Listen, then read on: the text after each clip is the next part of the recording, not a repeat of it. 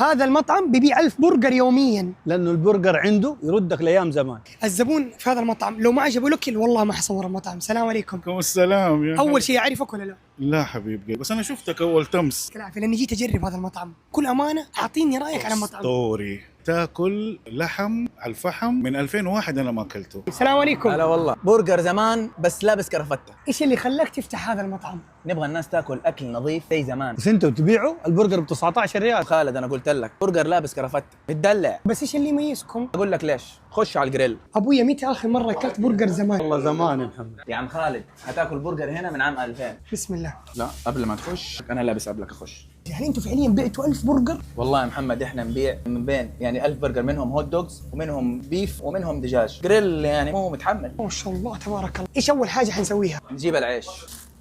الخبز هذا مو بتجيبونه انتوا؟ هذا خاص فقط في اللهب، لو تلف جدة كلها ما تحصل هذا الخبز. اديني الكمامة. توابل، الدهنة التاريخية، تدهنوا الزبده على البرجر لانه فيها نكهة الروزميري تخلي للحم فليفر خاص لعلهب فقط. كم حجم البرجر عندكم؟ 120 جرام. الجريل عندنا ما يوقف ما شاء الله. دحين نحط الجبنة ما شاء الله كلها اوردرز، ضغطة مايونيز وخصك اللطيف. قسطير ايام زمان. هادي يا محمد. والان وقت البطاطس يا محمد. الهوت دوج هنحطه لمدة 6 دقائق على النار. نحط المايونيز، نحط الهوت دوج، نحط الكاتشب، المسترد اللازم منه. كم حتسوي الخصم؟ 10% من اليوم الى اول يوم رمضان. والله ابو خالد اقصى شيء. يعطيك العافيه. عمره ما حصل من اليوم ما المطعم فتح. شوفوا الدجاج فريش طازج يومي. بسم الله. دجاج على الفحم وشوفوا كيف التقميره. شبت نار.